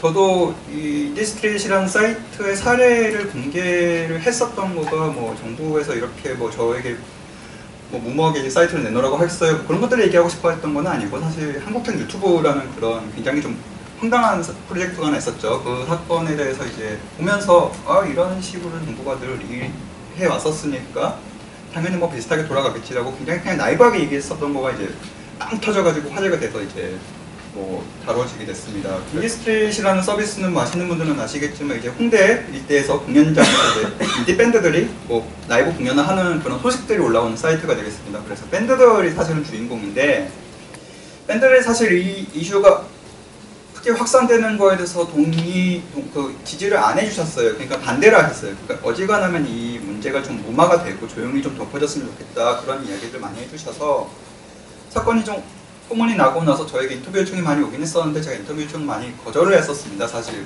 인터뷰는 좀 안 하는 게 좋겠어요. 그런 거절을 굉장히 많이 했었는데 왜냐하면 인디밴드라는 것 자체가 지금 굉장히 이미지가 좀 가난하고 불쌍하고 굉장히 많이 핍박받고 뭐 피해를 많이 당했었던 그런 이미지다 보니까 또 인디 밴드들을 가지고서 이제 어떤 문제가 이슈가 제기가 되는데 또 비슷하게 우린 또 피해자예요 라고 나가는 것 자체가 너무 이제 지긋지긋하다. 그러니까 그냥 이 문제도 뭐 짠한 얘기는 했는데 그냥 넘어가는 게 좋지 않겠나라고 이제 주변에서 굉장히 많은 이야기를 했었습니다. 그래서 이제 저도 그렇게 그냥 덮어가려고 했었는데 이슈화가 되고 나서 해당 기관들 문체부였죠. 문체부에서 이제 주변 네이버들과 공연장에 이제 연락을 해서 그 인디스트리랑 비슷한 사이트를 만들려고 했었는데 걸려가지고 지금 문제 악성 여론들이 막 쏟아지고 있으니까 혹시 경쟁 사이트 없냐? 경쟁 사이트 만들어진 거 없냐 하고 이제 연락을 쭉 돌렸어요. 그래가지고 어떤 곳에서는 이런 분위기면 결국 이제 갈라서는 건데 어느 쪽에 줄을 서야 되지라고 굉장히 고민을 많이 하셨대요. 많이 하셨다길래 이제 그때 제가 속칭 말해서 이제 꼭지가 된 거죠. 꼭지가 돌아가지고 이제 이런 식으로 사업을 진행하는 거면 분명히 공공기관이니까 사업 공고가 있을 것이다라고 판단을 하고서 사업 공고를 찾아봤는데 저에게 연락이 오기 전에 이미 민간 사이트 몇 개를 지목을 해서 이 사이트와 똑같은 거를 만들려고 하는데 여기를 참고로 해서 개발을 하려고 하니까 입찰을 하시오라고 공고를 낸 겁니다. 내가지고 이제 그 내용들을 보고서 아 이거는 그냥 벌어지는 일들이 아니고 쭉 예전부터 있었던 일이고 앞으로도 벌어질 일이겠구나 싶어가지고 이제 제가 본격적으로 이제 문제 제기를 했습니다. 문제 제기를 했고 사실 비슷한 사례를 겪으셨던 스타트업 분들이 많이 있어요. 많이 있고 뭐 알림장 어플을 만들었었는데 그거를 교육청도 똑같이 만든 다음에 이 알림장 어플만 사용하고 민간에서 쓰는 거 사용하지 마세요라고 공문을 내린 적도 있었고 뭐 이상한 사이트를 만들어가지고 뭐 영업하는 경우도 있습니다. 물론 잘 안 되지만 결국 그런 사례들이 많이 있긴 한데 공개적으로 문제 제기를 하기에는 그거는 아까 말씀 주셨던 것처럼 이제 정부하고 싸우고 정부하고 경쟁을 하는 부분들이기 때문에 굉장히 좀 조심스럽다. 난 정말 싸우고 싶은데 난 정말 이건 항의를 하고 싶은데 뭐 투자해주신 고마운분들도 계시고 주주분들도 계시니까 내가 움직이기 굉장히 지금 몸살려야 되는 상황인 것 같다라는 말씀을 많이 하시더라고요. 그래서 그래? 그러면 내가 총대를 몇 개 하고 그냥 제가 한 겁니다. 제가 이제 문제 제기를 했고요. 자, 워크넷이라는 사이트가 있어요. 이런 들어보셨을 거예요. 워크넷 지금 들어가시면은 뭐 사과문 이런 거 떠 있습니다. 워크넷에서 최근에 좀 문제가 생겨가지고 이제 사과문이 떴는데 m.work.go.kr이라는 사이트가 있어요. 그 워크넷 모바일 사이트죠. 거기 가보시면 사이트 내용은 안 뜨고 무슨 커피 쿠폰 드릴 테니까 빨리 참여해주세요라는 이벤트가 지금 돌고 있습니다. 그 무슨 얘기냐면 자쿠리아랑 지금 워크넷이랑 지금 경쟁을 하고 있는데 자쿠리아에 대비해가지고 경쟁력이 나올 수 있는 사이트가 전혀 아니다 보니까 지금 예산을 들여가지고 경품 팡팡 하면서 지금 어떻게든 간에 피부를 끌어올리려고 하고 있는 상황인 거예요. 그러면 지금 민간 사이트끼리 만약 경쟁을 한다라고 했을 적에 민간 사이트 어떤 곳이 경쟁력이 높고 어떤 곳은 낮다라고 하면 그냥 뭐 도태되면 끝나는 겁니다. 아 우리는 경쟁해가지고 우리 장사가 안 되는 것 같아. 그냥 여기서 접고 다른 사업을 넘어가자라고 하고서 빨리빨리 이제 순환이 될 수 있어요. 근데 정부에서 서비스를 만든다라고 해버렸을 적에는 만약에 지표가 안 나온다라고 하면 홍보 비용을 투자를 합니다. 홍보 비용을 쭉 집어넣고 그래도 안 되면 경품 팡팡을 또 하고 그래도 안 되면 계속해서 이제 돌리는 거죠. 그렇게 되기 때문에 첫째는 중복 투자가 일단 문제가 되는 것이고요. 노동부에서 계속해서 이렇게 지금 경품을 투자하면서까지 지금 예산을 들여서 지금 이 사이트를 활성화시키려고 어떻게든 노력을 하고 있는 거예요. 열심히 노력해도 뭐 되나요? 자쿠리아를 이길 수가 없죠. 국풍 82는 1982년에 있었던 사건이에요. 그 80년대 이제 전두환 정부 들어오고 나서 이제 국내 전환을 위해서 이제 여의도에서 정부가 직접 이런저런 연예인들을 다 데려와가지고 정부가 직접 이벤트를 벌였었던 문화행사입니다. 한 달 넘게 이제 썼는데요. KBS가 주관을 했었고요. 근데 사실 이 국풍 80이라는 이 키워드를 제가 굳이 제 블로그에다 썼던 이유는 이게 사실 벤처산업계는 말고 문화산업계에서는 사실은 일반적으로 썼던 용어입니다. 이게 무슨 얘기냐면 관에서 주도해가지고 어떤 산업을 부흥시키는 것에 대한 상징으로서 지금 국풍 81이라는 용어를 쓰고 있어요. 그게 한국에서는 잘 모르지만 뭐 해외나 유럽권 그리고 뭐 캐나다, 미국 쪽에서는 이제 국풍 81로 부흥이 됐었던 한국의 인위적으로 부흥이 됐었던 정부의 그러니까 대한민국 문화산업에 대해서 이제 연구한 논문도 굉장히 많이 있는데요. 문화체육관광부가 인디스트리를 왜 국영화하고 싶어 했을까요? 왜 직접 운영하고 싶어 했을까요?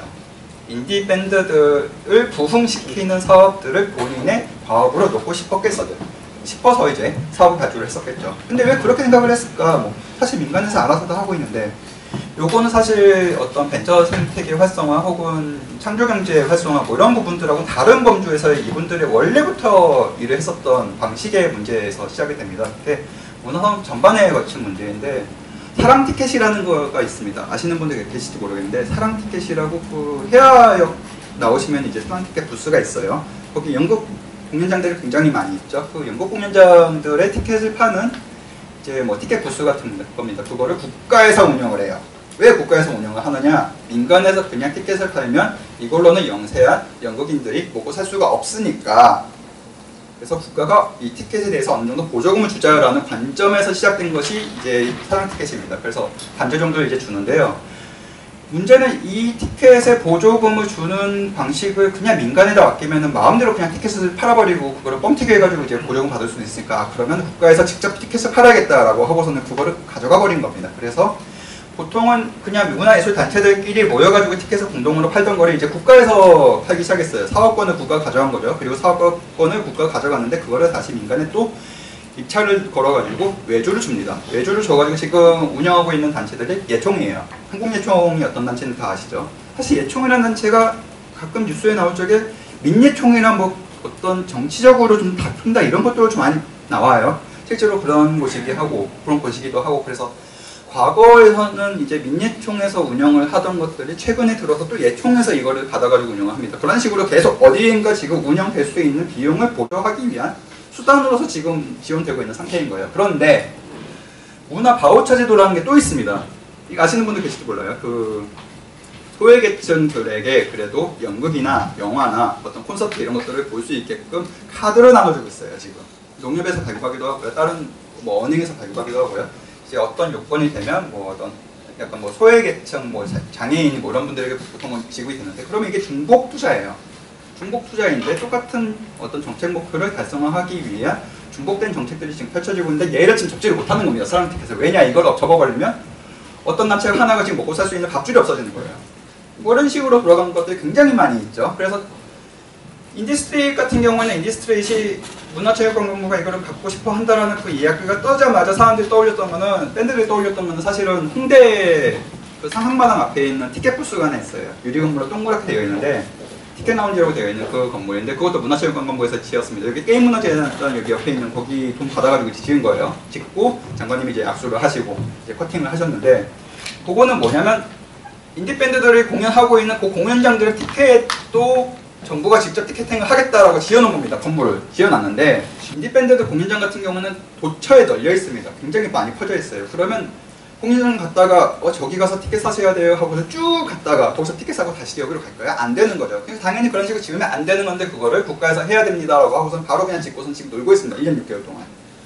그러다 보니까 인디스트레이트 같은 경우에는 뭐 창조경제창업진흥 뭐 그런 차원에서 미래부에서 이제 드라이브를 걸고, 이제 정부에서 드라이브를 걸고 있는 그런 부분들에 있어서도 창조경제 하라고 했더니 어떻게 정부가 그거 뺏길 수가 있어라고 생각하는 그런 부분들이 많기는 한데, 거꾸로 봐서는 사실은 인디스트레이트 같은 그런 경험들을 했었던 것이 그냥 정부 정책의 스타트업 생태계를 뿐만 아니라 모든 부처에서 드라이브를 돌고 있는 정부의 사업 전반에 있어가지고 지금 다 공통적으로 나와 있는 상황이라는 거예요. 그러면 이것이 지금 현재 스타트업이 활성화되고 있는 현재 생태계, IT가 상정하고 있는 현재 생태계와 공존할 수 있는가라고 봤을 적에 이거는 깨야 된다는 거죠. 그래서 인디스트레이트 같은 경우는 정책 목표를 달성함에 있어가지고 어떤 서비스가 만들어져야 뭐 달성이 된다고 할 적에 뭐 그건 알겠는데요. 민간에 이미 서비스가 있다고 하면 그거를 정부에서 지원을 해주면 그냥 그걸로 달성이 된다고 저는 생각을 해요. 그럼에도 불구하고 정부가 똑같은 걸 만들겠다, 하나 더 만들겠다라고 하는 건 민간과의 경쟁을 하는 거고 중복 투자입니다. 중복 투자인데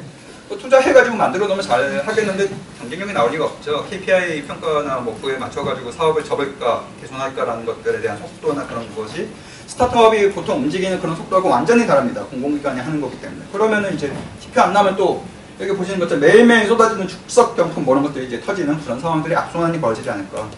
그래서 요거에 대해서는 이제 함께 가이드라인이나 뭐 어떤 제도적으로 개선해야 되는 그런 부분들이 모두 있어야 될 것이고, 특히나 공공기관에 그리고 공공기관 그리고 정부에서 이 부분에 대한 문제의식을 모두 공유를 하고 생태계를 어떤 식으로 다시 활성화시킬 것인가에 대한 모두의 관심과 성찰이 아마 필요하지 않을까라는 그런 생각을 한다는 말씀으로 이제 이야기를 마무리하도록 하겠습니다. 그래서 토론의 쟁점이나 논점을 잡아내기는 쉽지는 않을 것 같습니다. 왜냐하면 그렇게 잡아버리면 거의 정보 성토장이 될 것 같아서요. 뭐 지금 여기서 정부 성토하려고 하는 것도 아니고 이미 사례들에 있어서 극명하게 보여주고 있는 부분들이 명확하게 있는 거고요. 그리고 또 많은 또 토론자께서들 또는 발표자께서 발표하신 가운데 사실 대안들이 녹아져 들어가 있습니다. 뭐 소장님 같은 경우, 김 소장님 같은 경우에는 뭐 영향평가제의 어떤 법률안이라든지 가이드라인, 다른 사회 시민단체 같은 경우에서도 정확하게 이것이 국민의 세금이 어떻게 낭비되고 있는지 또한 사례들, 이준영 대표님도 명확하게 가장 자신이 겪었던 이런 사례들을 말씀해 주셔서, 또는 저도 오늘 처음 봤는데 그런 워크라는 노동부에서 저런 거를 한다는 것은 정말 충격적인데요. 그러니까 이런 충격적인 사실을 또 너무 계속 얘기한다고 해서 저희가 되는 건 아니기 때문에 좀 또 간단하게 오늘 처음부터 하셨던 소장님부터 해서 어떻게 그러면 우리가 여기에서 해안들을 내와야 될 것인가, 그 방법은 저는 특정 정부를 비판하는 것은 아니라고 생각이 들고요. 이것이 근본적인 저희가 갖고 있는 구조적인 문제가 아닌가라고 생각이 들어서요. 그냥 간단하게 한마디씩 좀 코멘트 좀 해주시는 걸로. 네, 지난 7월 달에 그 소프트웨어 중심사회 선포식을 할 때 제가 이제 토론에 참여할 기회가 있어가지고 그런 얘기를 했거든요. 이거 공무원들 평가에 이거 반영해야 됩니다. 그리고 이게 어떤 법제화를 하지 않으면 안 됩니다라고 제가 좀 돌출발언 같은 걸 했고요. 그랬더니 이제 대통령이 하여간 그러면 뭐 연구소에서 잘 해봐라 뭐 그런 식의 얘기 듣고 저희 연구소가 지금까지 계속 연구를 하고 있고요. 그리고 제도를 만들고 있습니다. 미래부 같이 이제 협조해서 계속 만들고 있고 그래서 나온 지금 법안이 아니고 이제 제도가 소프트웨어 영향평가제라는 겁니다. 영향평가 제도를 도입을 하자라고 해서 영향평가제가 제도가 두 개입니다. 우선 예산 나오기 전에 약간 다 보자. 근데 그게 법적으로 돼 있습니다. 공공정보화 사업할 때 그것에 대한 예산평가나 여러 가지 뭐 사업 평가를 미래부가 한 다음에 거기에 대한 그 결과를 이제 그 타당성 같은 거를 이렇게 그 기재부에다가 알려주는 그런 제도가 있어요. 그래서 거기서 이제 하자. 그래서 지금 저희가 그 소프트웨어 영향평가제를 하기 위해서 이걸 이제 우선 너무 많아요. 이게 뭐 정보 사업이 1년에 한 6,000개 이렇게 나갑니다. 근데 그거 다 그냥 뭐 어느 조직이 앉아서 검토하기가 굉장히 힘드니까 그것을 이제 스스로 평가해서 너희 평가서를 제출을 해라. 그렇게 해서 그거를 이제 쭉 보고 문제가 있으면은 그것만 깊이 있게 들여다보는 이런 식의 제도를 하자라고 얘기를 했더니 뭐 많은 이제 현장에 계신 분들이 실효성이 없을 거다. 뭐 그거 잘 안 된다 그래가지고 그래서 그거 플러스 그거는 하는 거로 하고 또 하나는 이렇게 피해를 봤다 이거야. 우리 뭐 인디 밴드나 아이엠스쿨 같이 피해를 봤을 때 그런 어필하는 그런 제도를 만들겠다. 그래서 국무총리가 위원장으로 있는 정보화 전략위원회라는 데가 있습니다. 거기에다가 어필을 하면은 그거를 이제 심사를 해서 문제가 있으면은 뭐 정보화 전략위원회가 이제 그 멤버들이 장관들이 오시는 모임이니까 민간위원도 한 10명 되고 장관들이 오는 모임이니까 거기서 이렇게 이제 뭐 하지 말라든가 뭐 이렇게 뭐 어떻게 조치를 취할 수 있는 그런 제도를 만드는 것을 지금 초안을 만들어 놨습니다. 그래서 지금 여러분 생각하시는 거 같은 거 지금 좀 이거 아니고도 저희 훨씬 더 많아요. 저희 연구소에 와서 우시고 가신 분들이 제 손가락 한 10손가락에 다 모자랄 정도로 그런 사태들이 많습니다. 그래서 이게 아주 일상적으로 되어 있고요. 이게 가장 뭐 예전에 일어났던 일은 정부가 지금 기업들이 하는데 똑같은 거 만들어서 막 돌렸습니다. 그게 우리 노무현 정부 때 만들었던 저거예요. 온나라 시스템이란 거예요. 그룹에는 다 기업들이 만들어서 뭐 이렇게 정부 공공에다 사업했는데 똑같은 거 만들어가지고 나눠줬지 않습니까? 그래서 뭐 서울시 같은 데는 나눠주는 게 별로 성능이 안 좋다 그러니까 그리고 안 쓴다 그러니까 감사 들어가고 막 그런 거예요. 왜 안 써? 너 그리고 정부에서 막 공짜로 주는데 왜 안 쓰고 너 기업 거 사서 쓴다고 그래. 그러고 막 그랬습니다. 그래서 그런 거 만든 사람이 표창을 받아요. 정부 예산을 줄여줬다고. 이래가지고 우리 전자정보가 1등이라고 그러지만 그거 참여했던 회사들은 다 망했고 거기 참여했던 엔지니어들이 다 이렇게 비참해진 겁니다. 제가 이렇게 투사가 된 것도 다 그런 역사적 사건이 있는 거예요. 근데 그게 아직도 단절되지 않았는데 약간 그렇게 하고 그 다음에 뭐 좀 큰 이런 거보다 좀 큰 얘기지만 정부 사업 같은 거 나갈 때 별로 요구사항도 제대로 내지 않고 해봐라 그런 다음에 중간에 그냥 막 바꾸라고 그러고 막 그러면서 돈도 제대로 더 주지도 않고 이런 식의 여러 가지 문제점도 얼마나 많습니까? 이거 아주 뼈저리게 느끼는 거 아닙니까? 그래서 그것을 지금 제도화, 법제화를 해야 된다고 생각하고 있습니다. 지금 가이드라인 다 있어요. 제가 드렸잖아요. 저희 공공데이터 전략위원회에서도 이렇게 하지 말라고 데이터만 제공하고 서비스 하지 말라고 가이드라인은 줬는데 가이드라인은 안 지켜져요.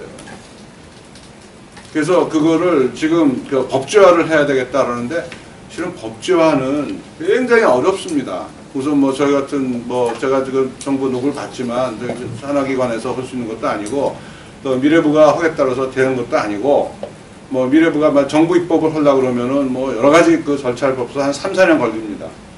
그래서 국회의원 입법으로 좀 해주면 좀 편하긴 한데 그러려면 이제 국회의원들을 동원해서 이렇게 해야 되는데 그것도 지금 대부분 우리나라에서 만들어지는 법을 보세요. 공무원을 규제하는 법은 거의 만들지 못해요. 공무원이 대기업 너희 정보사업에서 나가 이런 거는 굉장히 쉽게 했습니다. 대단히 손 들어가서 그냥 쫙 끝났지만 그 규제가 공무원을 대상으로 하는 거 굉장히 힘듭니다. 그래서 뭐 좀 여러분 안타까워하는 것도 잘 알고 뭐 여러 가지 사례 이거보다도 다른 또 더 안타까운 사례는 너무 많아요. 그래서 저도 알고 있는데 우선 저희 나름대로 뭐 저희 정책연구소가 그다음에 미래부가 이걸 가지고 좀 고민을 하고 있다라는 걸 좀 이해해 주시고 조금만 참아주시면 아마 어떤 결과가 나올 거라고 생각합니다. 그게 모자라다 그러면 다시 또 얘기하세요. 더 뭐 강한 우리가 제도를 만들도록 노력을 하고 그렇게 하겠습니다. 약간 죄송하다는 무슨 말씀드립니다. 뭐 제가 할 수 있는 건 우선 그것밖에 없어요. 이거 피해 보신 여러분들한테 너무 죄송하게 느끼고 있고, 그다음에 저희가 한 달에 한 번씩 소프트웨어 규제 개혁 TF라는 걸 운영을 하고 있습니다. 미래부 차관이 위원장이고 민간위원장도 하나 있는 그런 위원회인데 거기에 이 문제가 지난 4월 달에 저거가 됐어요. 상정이 됐습니다. 그래서 이제 거기서 토의를 하고 뭐 그래서 좀 이런 식의 진행되고 있다는 말씀드리고, 정부가 모르는 바는 아니고, 네, 이 미래부나 이런 데는 소프트 산업을 진흥하거나 뭐 그런 쪽의 부서는 조금 알아요. 조금이라고 얘기할게요. 조금 아는데 또 이 다른 부처는 정말 안 됩니다. 이 순간에도 이게 녹화해서 나갈지 모르겠지만 지난번 한 거와 똑같은 식으로 대학교 40개 국립대학에다가 소프트웨어 만들어서 돌리겠다는 사업을 벌이고 있어요. 요새는 또 돌리는 것도 아니고요. 클라우드라는 아주 이름을 잘 써가지고 야 클라우드 인터넷에 올려놓으니까 마음대로 와서 써라 이런 식으로들 하니까 그 소프트웨어를 개발하는 회사들이 살아남을 수가 없어요. 그래서 그런 여러 가지 제도를 좀 바꾸고 생태계 바꾸는 거 그럴 좀 열심히 하고 있다라는 말씀만 드리겠습니다. 네. 그리고 저는 이게 비단 꼭 정부의 문제라기보다는 우리 사회 전반적인 그런 문제라고 생각을 합니다. 왜냐하면 그 대기업들도 보면 외부의 좋은 소프트웨어를 사서 쓰기보다는 항상 그 계열 IT 회사를 이용해서 이렇게 직접 만들어서 내부에서 이렇게 쓰고 외부 혁신을 찾아 쓰지 않기 때문에 사실 미국 같은 곳은 소프트웨어 산업이 잘 되는 게 B2B 비즈니스가 기본적으로 되는 게 핵심에만 집중을 하고 잘하는 거는 외부의 작은 스타트업이라도 다 이렇게 사다가 쓰고, 그리고 뭐 미국의 학교 같은 곳을 이렇게 보니까 아까 IM 스쿨 얘기도 했지만 각 스쿨 디스트릭트별로 굉장히 많은 좋은 외부 소프트웨어 학습용 그런 것들을 항상 가져다가 실험하고 그런 풍토 속에서 그 시장을 노리고 이렇게 새롭게 만드는 스타트업들도 굉장히 많고 또 거기서 성공 사례들도 나오고 그러는데 그런 게 굉장히 좀 나오기 어렵다라는 그런 생각이 들어서요. 좀 많은 고민을 통해서 어떻게 해야 될지 리더부터 좀 바뀌어야 될 것 같고, 예산을 만들거나 책정할 때나 그럴 때 보면 항상 실질보다는 겉으로 보이는, 그리고 전시성으로 큰 행사하고, 그리고 뭔가 이렇게 삐까뻔쩍하게 멋진 인쇄물 내놓고, 그리고 뭔가 크게 발표하고 그런 결과물까지 내놓고 앱이라고 이렇게 소프트웨어 만들고 그 다음부터 사람들이 어떻게 쓰는지 얼마나 다운로드를 받고, 사실은 거기가 출발점인데 거기에 하나도 신경을 쓰지 않는 그런 풍토 자체를 좀 바꾸는 그런 실질적인 것을 찾는 그런 식으로 좀 문화가 바뀌어야 된다고 생각을 합니다. 네. 오늘 정말 많은 말씀을 들었기 때문에 개인적으로는 앞으로 정책을 만들 때 굉장히 좀 유의를 하지 않을까라는 생각이 들고요. 대부분 미래부에서 할 수 있는 거 아니면 제가 할 수 있는 거 그래도 연관은 될 거예요 나중에. 근데 일단 미래부보다는 다른 부처에 좀 많이 관련이 돼서 일부러 빼셨는지 모르겠지만 좀 하여튼 부처 간에 이제는 글로벌리 이게 연결된 것뿐만 아니라 부처 간에도 이제 구분이 안 될 정도로 모든 게 다 이렇게 ICT 쪽이 또 법령이다 보니까 다 이렇게 연결이 되는 거예요. 그래서 이제는 정부가 됐든 민간이 됐든 서로가 오픈 마인드가 있어야 될 것 같고, 부처 간에도 이제는 정보를 공유하면서 정말 우리 효율적인 사회가 되어가는 것만큼 정보 공유에 대해서 좀 효율적으로 해가지고 이런 바보 같은 사례는 더 이상 일어나지 않도록 같이 노력했으면 좋겠고, 또 금방 또 말씀해 주신 것처럼 저도 뼈저리게 느끼고 있는 건 문화적인 부분이라고 생각합니다. 우리가 창업 생태계만 우리가 활성화를 하는 게 아니라 우리의 문화도 정말 뭐 관료 문화도 정말 잘 하려고 하지만 기존에 있던 문화라는 게 그렇게 정말 좋은 아이디어만 이렇게 추진할 수 있는 상황이 아니고 많은 조심스러운 부분이 있고 또 그 많은 그 이해관계자들을 같이 고려해서 최소화 그 반대의 역작용을 최소화하려는 방향으로 정책을 만들다 보니까 그게 천천히 갈 수밖에 없는 거고 또 그 사이에 또 이제 그 안 좋은 행동도 일어나고 그런 것 같습니다. 그래서 아까 말씀에 나왔다시피 정말 요즘은 정말 SNS도 그렇고 여러 가지 스토리 많기 때문에 그런 그 억울한 사연이 있다라면 언제든지 좀 저희가 들을 수 있게 목소리를 내주시기를 바라고요. 정부 그 대통령께서 많은 지시들을 하시는데 굉장히 정말 국민들을 많이 생각하시더라고요. 항상 규제를 그거를 민간에서 하려고 할 때 걸림돌이 되는 부분을 없애라 이 말을 계속 지금 듣고 있는 상황이라 아마 뭐 그게 시일이 금방은 아니지만 조금씩은 많이 나아질 거라고 생각하고 같이 협력했으면 좋겠습니다.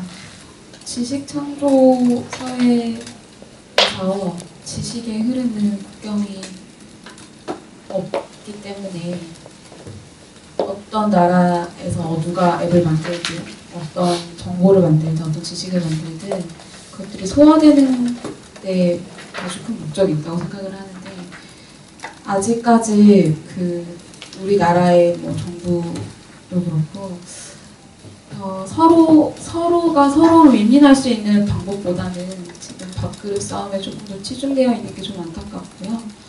그런 부분들이 좀 시간이 지나고 이런 갈등의 과정을 겪으면서 좀 더 나아지는 방향으로 가지 않을까라는 기대를 하고 있습니다. 정부가 해야 되는 역할은 크지 않다고 생각합니다. 치고 빠지는 역할이라고 생각하는데 어떤 영역에서든 정부가 판을 만들어주는 건 굉장히 중요한 역할이라고 생각하고 민간이 할 수 없는 영역을 충분히 좀 정부가 하고 있다는 생각은 들고 그거는 정리를 하고 있지만 너무 많은 부분에 관여하는 건 좀 위험하지 않나라는 생각을 좀 하고요.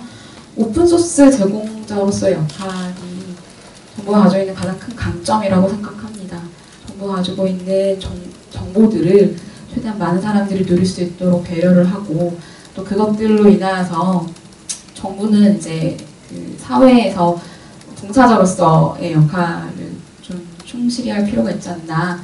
그래서 백업을 해주는 역할이 본인 자신들의 가장 큰 성과가 되기를 바라는 마음입니다. 그 정부 3.0 정책의 핵심적인 사항들 중에 하나는 이제 정부가 갖고 있는 데이터들을 모두 이제 민간에 제공을 하고 오픈 데이터라고 얘기를 하죠. 그렇게 제공하는 거를 목표로 하는 걸 항목이 있습니다. 근데 인디스트리 사건 같은 경우에는 사실은 모노핑스 마찬가지지만 민간에 있는 데이터를 정부가 가져온 다음에 정부가 그거를 정부 이름으로 서비스를 하겠다라고 하면서 이제 빵 터진 경우가 됐었는데요. 그래서 오늘의 유머라는 사이트가 있어요. 유머 사이트죠. 거기에 정부가 만약에 인디스트리를 직접 운영하면 어떻게 될까라고 가상으로 누가 스크린샷을 만들어 놓은 게 있습니다. 뭐 유머인데요. 그래서 뭐 거기 국정 브리핑 광고도 뜨고 이제 싱어송라이터 산업화를 위해서 이제 기획사 위주로 뜨고 어지간한 애들 잘 안 뜨는 그런 식으로 아마 만들어지지 않을까라고 웃자고 사람들이 만든 건데 이게 농담이 아닐 수도 있겠다라는 이야기를 많이 하시더라고요. 그래서 사실 정부의 어떤 역할이라는 것은 어떤 질서 그리고 카르텔, 뭐 산업 영향 이런 것들에 지대한 영향을 미치는 역할이기 때문에 사실 포털이 과거에 이런저런 스타트업 서비스를 베꼈다고 많은 비난을 받았었죠. 뭐 대기업들이 베낀다 해가지고 많은 비난이 있었는데 그 비난의 기준이 사실 정부에도 똑같이 적용될 필요가 있겠다라는 그런 생각이 들고 있고요. 그래서